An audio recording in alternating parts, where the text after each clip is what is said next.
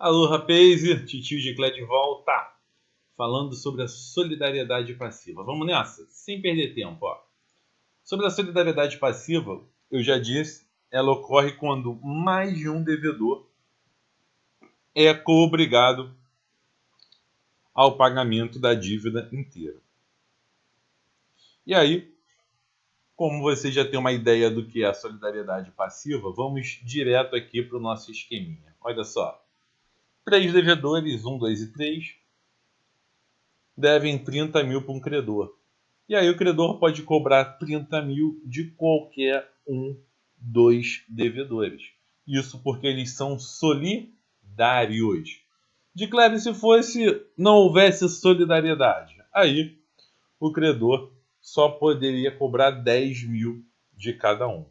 Então, na solidariedade passiva, que é o caso, o credor, de acordo com o artigo 275, ele tem direito a exigir e receber de um ou de alguns dos devedores, seja de forma parcial ou total, a dívida comum.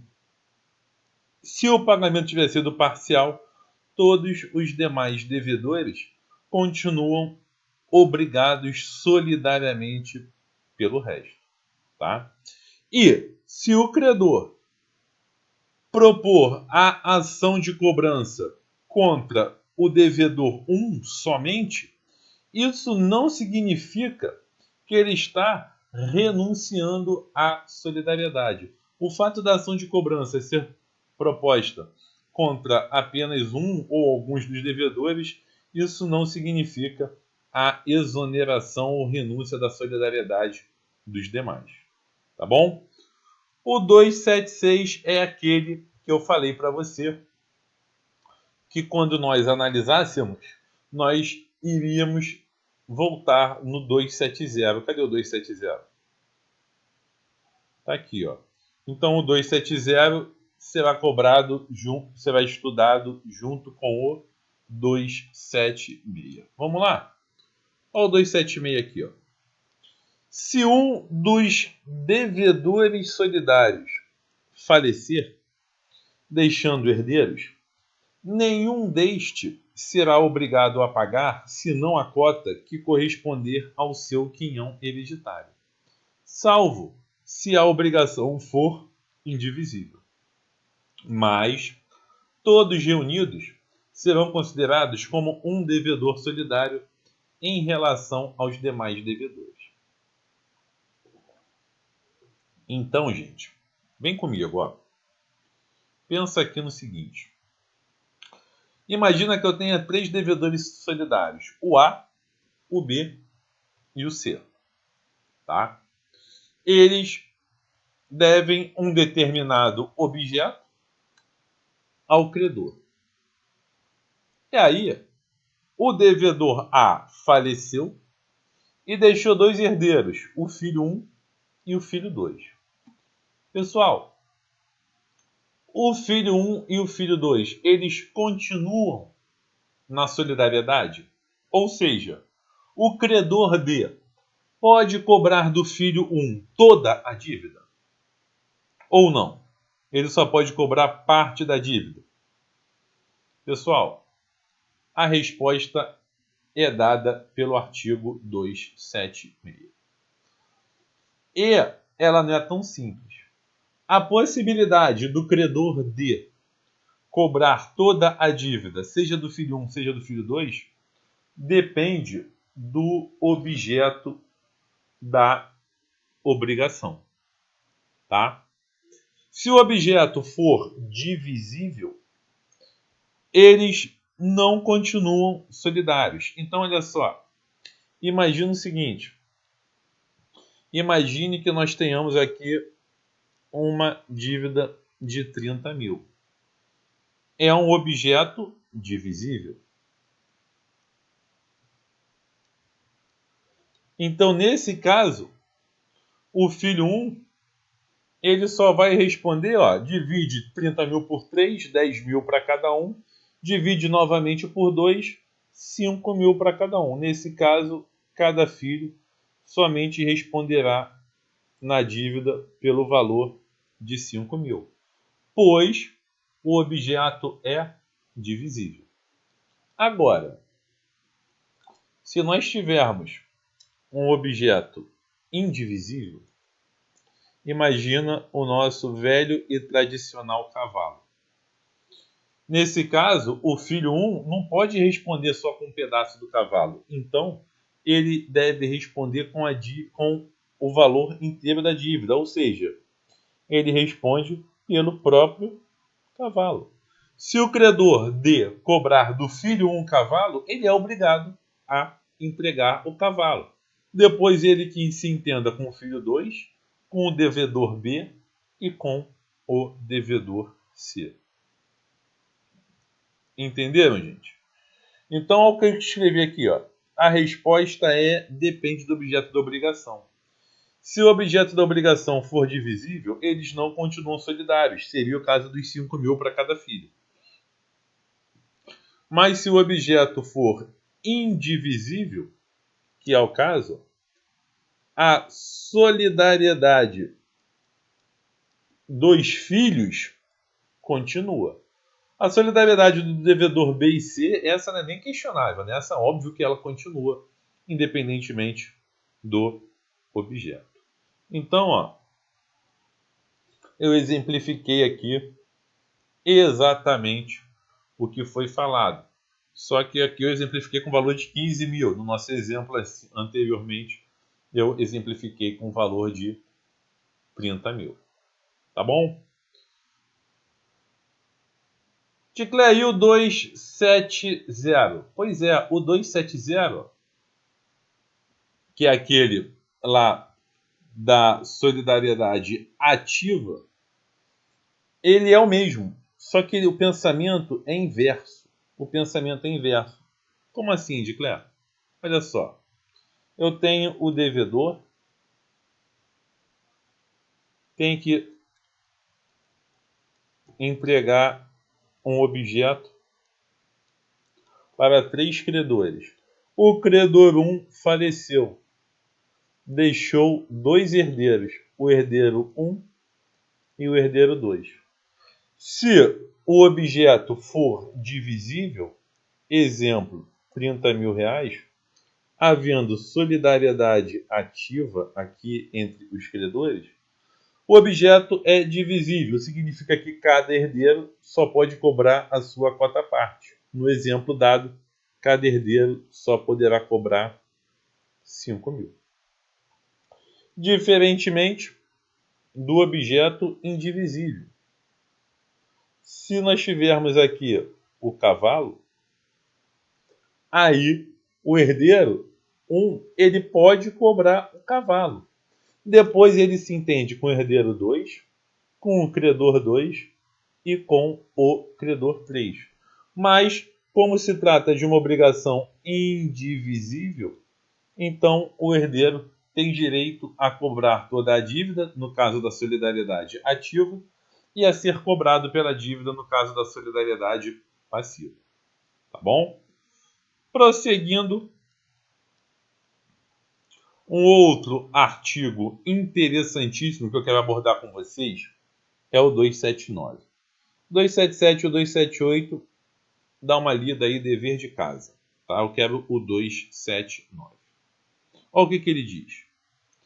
Impossibilitando-se a prestação por culpa de um dos devedores solidários, subsiste para todos o encargo de pagar o equivalente, mas pelas perdas e danos só responde o culpado.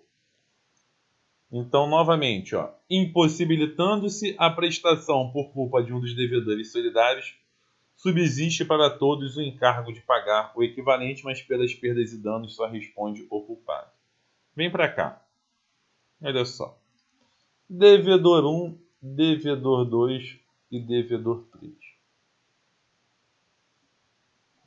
Todos devem entregar o cavalo ao credor e há solidariedade passiva entre os devedores. O cavalo morreu. Morte por culpa de D1. D1 foi o culpado pela morte do cavalo. Ele esqueceu de dar a vacina para o cavalo. Então, essa obrigação, como houve culpa do devedor, vai se converter em perdas e danos. Vai ter que indenizar o valor equivalente do cavalo acrescido de perdas e danos. Pelo valor equivalente, vai responder D1, D2 e D3. Mas pelas perdas e danos, só responde o culpado. Então, somente responderá aqui D1. Fiquem ligados nisso. Apesar de haver solidariedade, pelas perdas e danos, somente responderá o culpado. Se for mais de um, não tem problema. Agora, olha o 280. 280 é diferente. Ó. Todos os devedores respondem pelos juros de mora. Ainda que a ação tenha sido proposta somente contra um, mas o culpado responde aos outros pela obrigação acrescida. Então pensa comigo aqui o seguinte, ó. Todos os devedores respondem pelos juros de mora.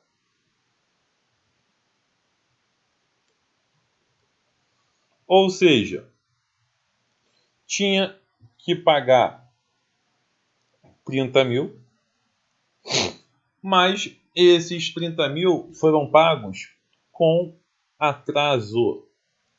Foram pagos com atraso.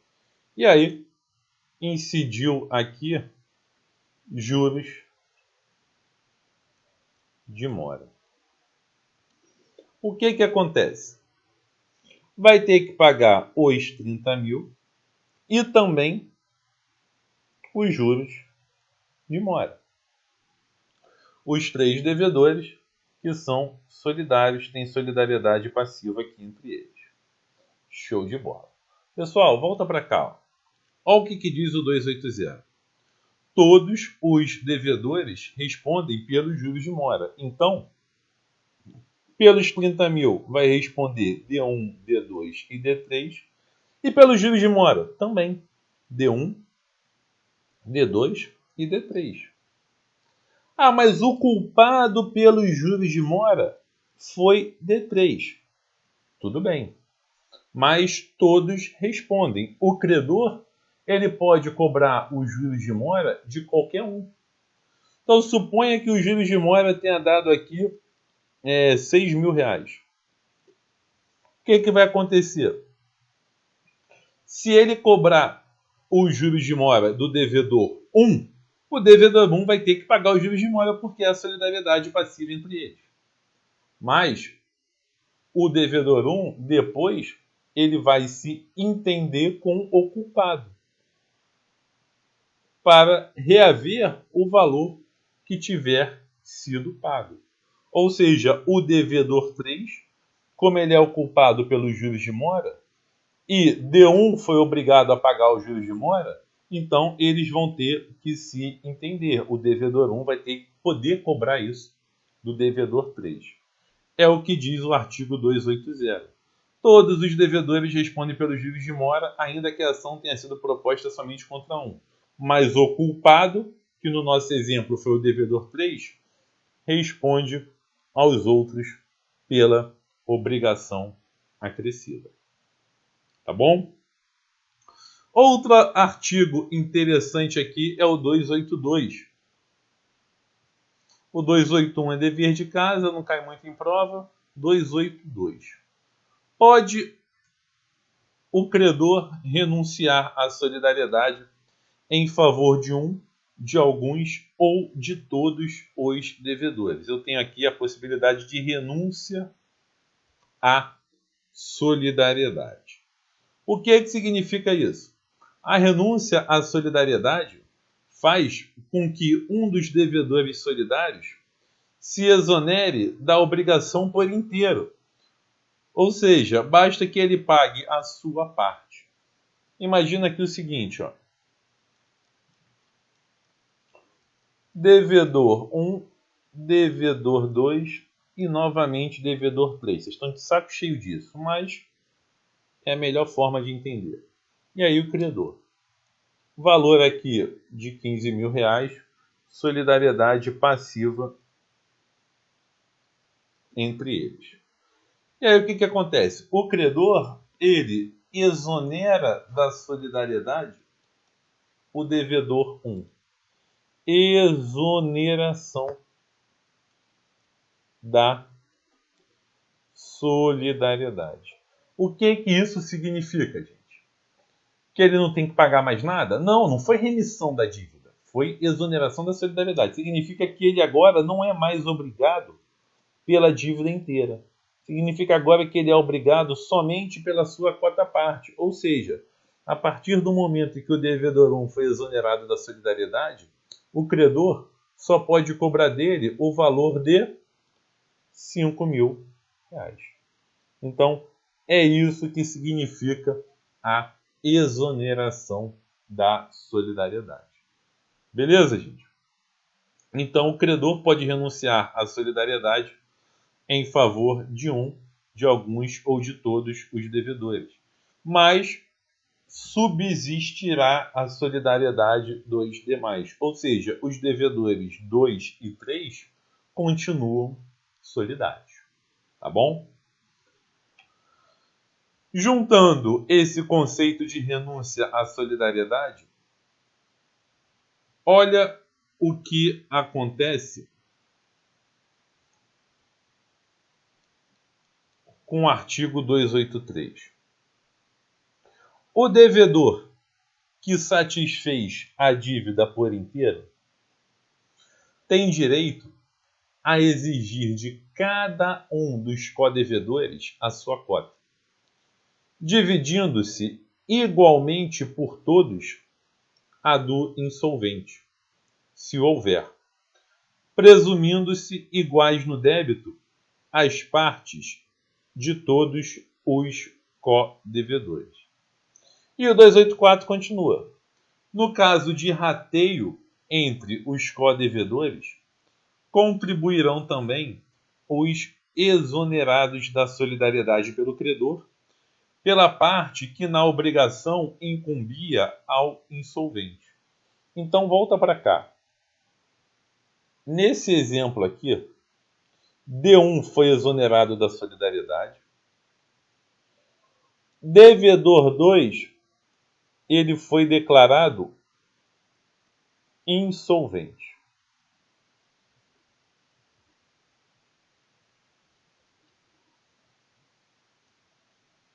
O devedor 2 foi declarado insolvente. Significa que ele não tem mais como pagar a dívida.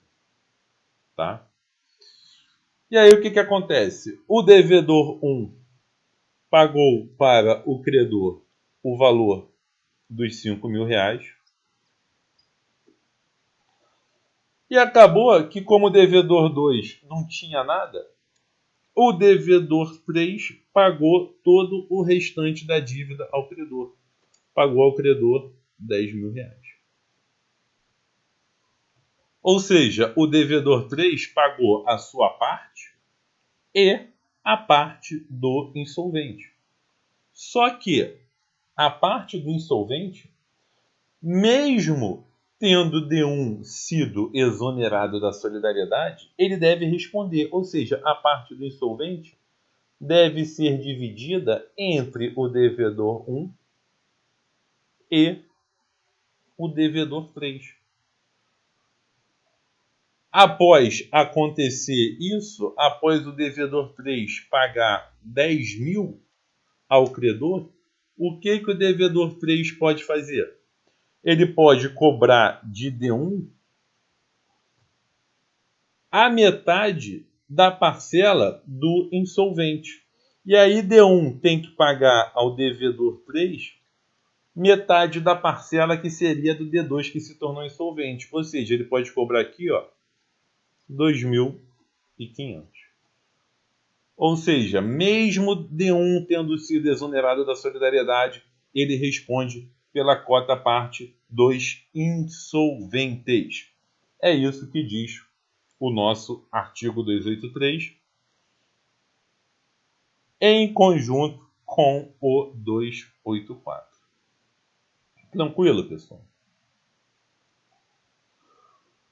A partir aqui do item 2.3, nós temos outras classificações. Essas não estão expressas no Código Civil, são objeto de doutrina, tá?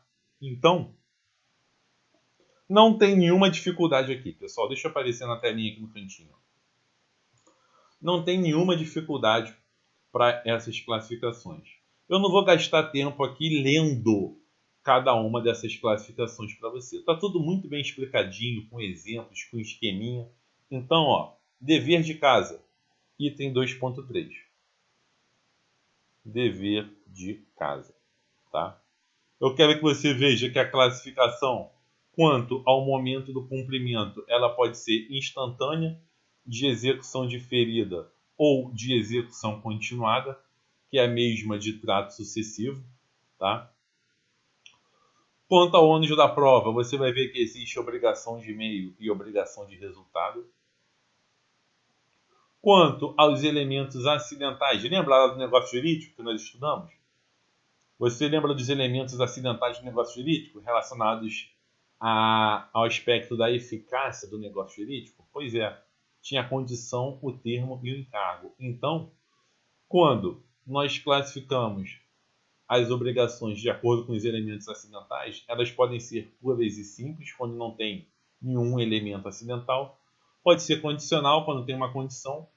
Pode ser modal ou com encargo, quando tiver, obviamente, o encargo. Ou então pode ser a termo, quando a obrigação tiver condicionada a um evento futuro e certo. Nenhuma novidade em relação ao que nós estudamos na parte dos negócios jurídicos.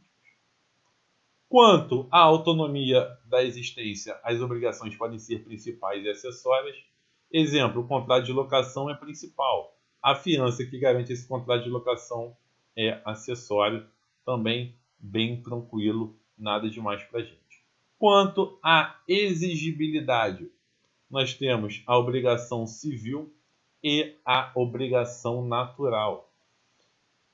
Merece destaque aqui a obrigação natural, pois ela permite que o devedor não a cumpra e não dá o direito ao credor de exigir sua prestação. Dicler, como que isso existe? Imagina o seguinte, imagina uma dívida de jogo. Como que o credor vai cobrar isso na justiça? Ele não pode. Aqui no Brasil não pode cobrar dívida de jogo na justiça. Então a dívida de jogo é uma obrigação natural. Mas se o devedor pagar, se ele pagar, está tudo certo. Não cabe aí pedido de restituição. Então, as dívidas de jogo são exemplos de obrigações naturais. Tá bom? E por fim, tem a obrigação própria terreno, chamada de rei persecutória ou ambulatória. É um exemplo aí da obrigação de ter que pagar o IPTU, que está vinculado ao imóvel e recai sobre a pessoa, né? Dá uma lida com calma, porque eu já vou aqui para o tópico 3. Falar da transmissão das obrigações. Beleza? Vou fazer isso no nosso próximo bloco. Vou fechar esse bloquinho aqui e aí no próximo a gente fala sobre a transmissão das obrigações. Até daqui a pouco, gente.